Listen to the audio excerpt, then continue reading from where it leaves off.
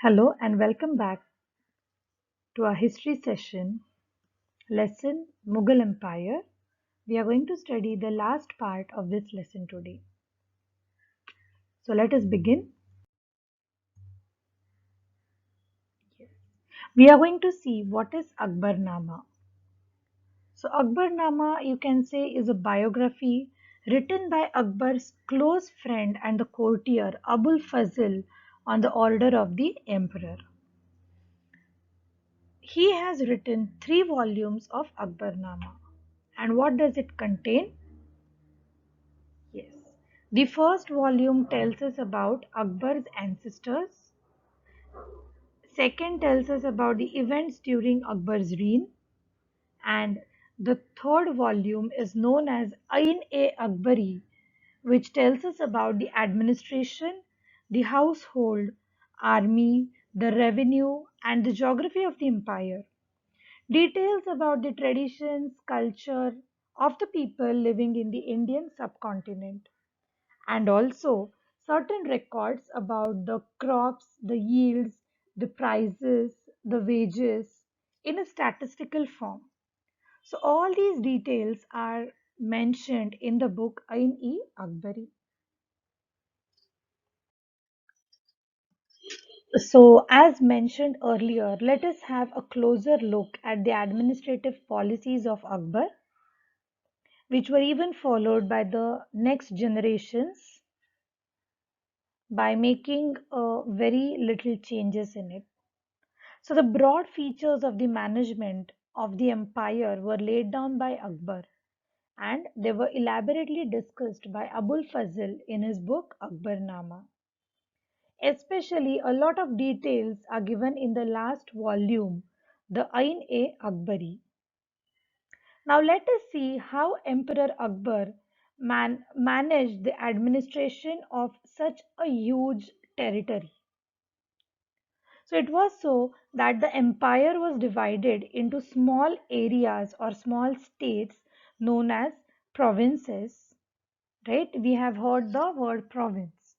So as we have a country, India, entirely alone, our PM or our president cannot take care or cannot govern the whole country.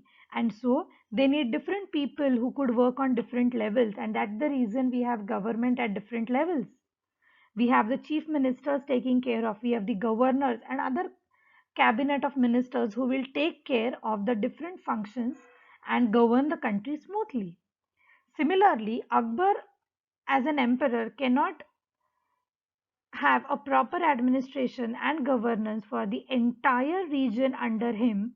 So he divided his empire into small states or provinces which were called as subas.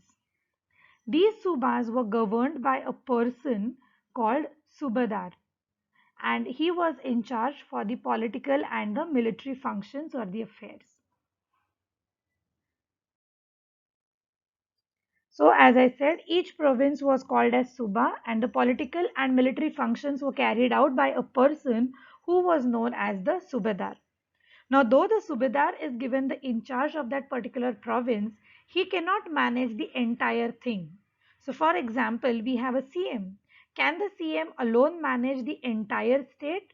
No. He needs different people to help him, guide him, suggest him certain measures.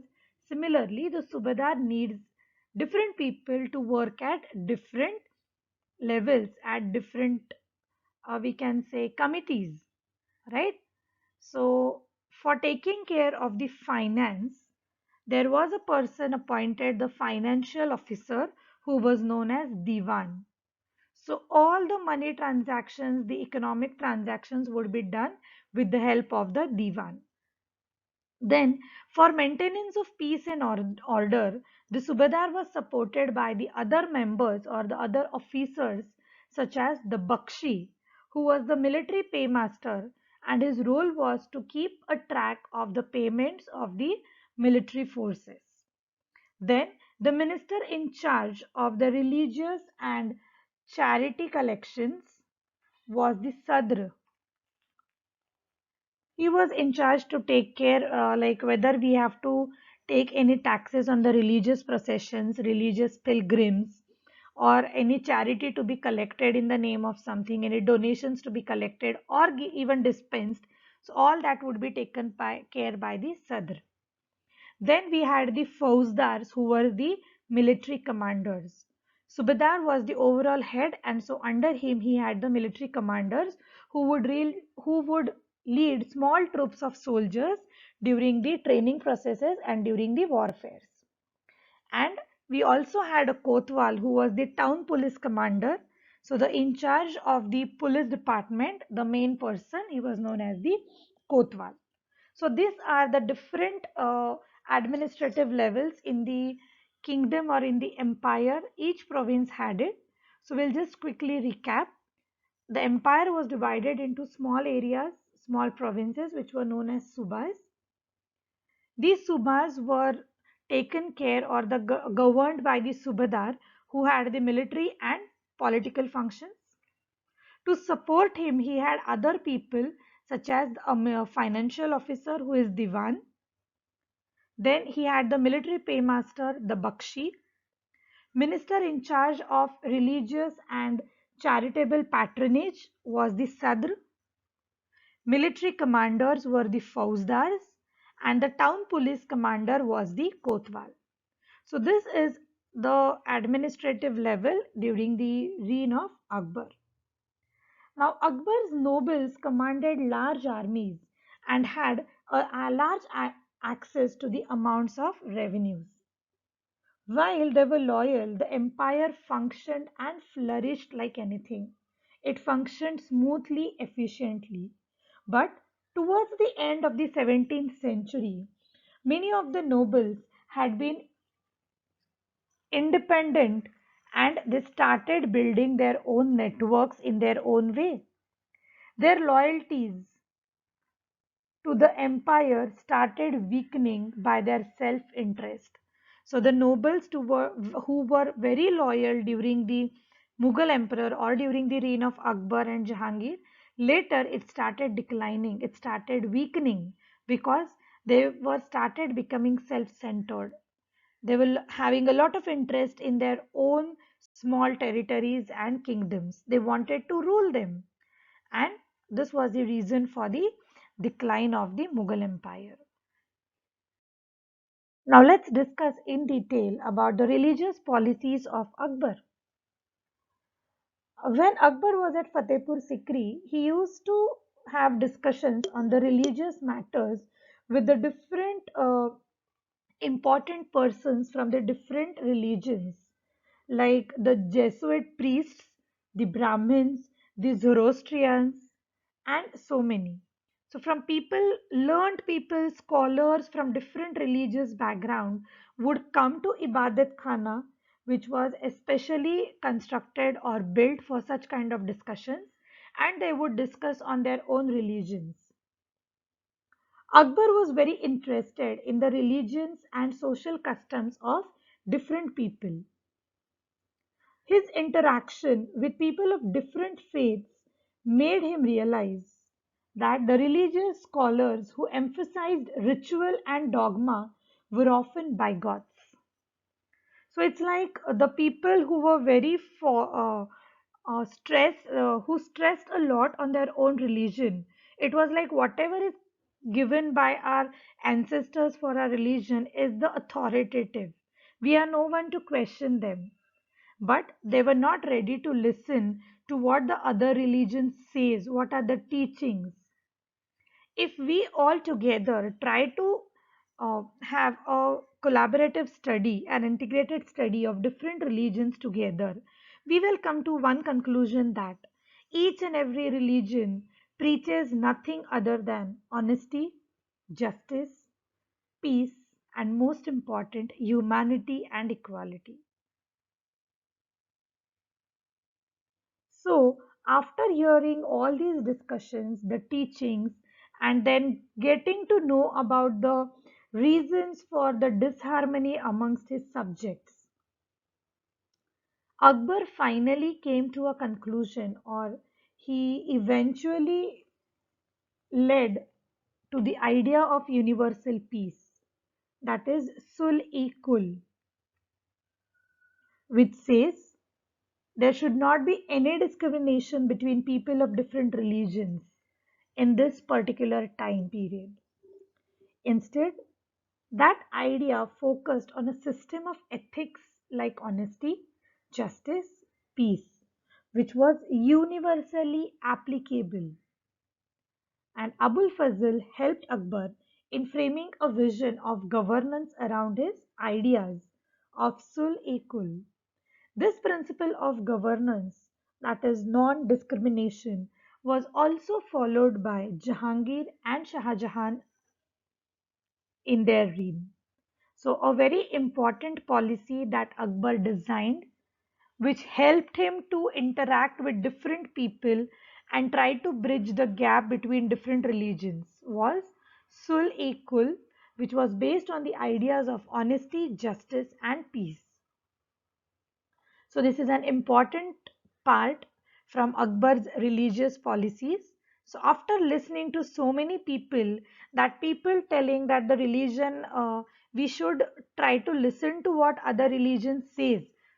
These were the words by the scholars, but they themselves did not want to listen to others, like what the other religions want to preach.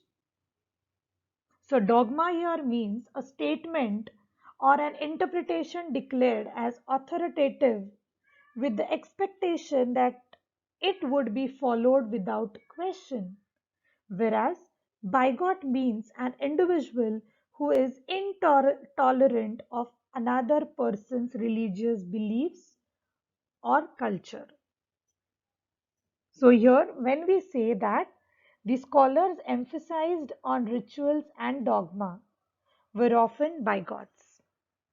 So they generally emphasize like whatever is given by the religion is authoritative, we cannot question and so and so. But then they should also be ready to at least listen. We don't say you should accept it, but you should at least give a ear to whatever the other people are trying to tell you. So this is all about Akbar's administrative policies and his religious policies. Now let's move further with the last part of our lesson. Yes, which says the Mughal Empire in the 17th century and thereafter. So, as mentioned earlier, the number of Mansafdars started increasing day by day, and it eventually led to the decline of the Mughal Empire. The administrative and military efficiency of the Mughals led to great economic and commercial prosperity. International travelers described it as the fabled land of wealth. But these same visitors were also appalled at the state of poverty that existed side by side with greatest opulence. So, though we were having a lot of wealth, but it was the poor was becoming poorer day by day, whereas the rich became richer and richer. The Mughal emperors and their Mansabdars spent a great deal of their income on the salaries and goods. This expenditure benefited the artisans and peasants who supplied them with goods and produce. But the scale of revenue collection left very little for investment in the hands of these primary producers, the peasants and the artisans. So, one side, the Mansabdars and the emperors were paying huge salaries to the soldiers and other people in service, but on the other side, when they were getting goods and services from different people at a very good cost, they would give them a huge sum of money for their work. But on the other hand, they would collect a lot of tax. And then by the end of the day, the artisans, the craftsperson, the peasants were not left with a respectful amount to at least invest in their art forms or invest in the farms. So they started deserting those areas where they had the Mughals ruling. The poor people were forced to live from hand to mouth, unable to invest. So whatever less money they had, they could not even buy different things which were required. And so their productivity and income eventually started decreasing. But rich peasants and artisanal groups were becoming rich and rich day by day because these poor people would get loan from them and the loan repayment would be like interest increasing day by day. So the rich started becoming richer and the poor started becoming poor. So the condition of the people did not change. So this is all about the chapter, but just giving you a hint. So towards the end of the 17th century and starting of the 18th century, certain provinces started becoming separate. So the places of Bengal, Hyderabad and Awadh started ruling as independent provinces under the rule of the important ministers who were appointed by the Mughals during those time periods. So we will focus more on how these three cities became independent, how they removed their Mughal authority, and so on in the last chapter, that is the 18th century political formations. Yes, this is what is all about. So the ministers and the nobles helped each other to form separate states, separate rulers, and the peasants, zamindars started rebelling against the Mughal emperors and joined hand with the ministers. So the enormous wealth and resources commanded by the Mughal elite made them extremely powerful group of people after the 1650s. As the authority of the Mughal emperor slowly declined, servants emerged as centers of power in Indian regions. So, as I mentioned, they created their own new dynasties and commanded provinces like Hyderabad and Awadh and also Bengal. Although they continued to recognize Mughal emperor in Delhi as their master because nobody wanted to start a war with the Mughals. But by 1700, the provinces of the empire had become politically independent. So they were scared. They knew Mughal empire was very powerful. So they regarded them as their masters, their whole and sole authority till the 50 years span. But later they gained the political independence. So this is all about the lesson from my side. As usual, please go through the lesson thoroughly. Any doubts, any queries, do note it down and feel free to ask me during our sessions. So, till we meet for the next time, bye bye, take care, stay safe, stay healthy.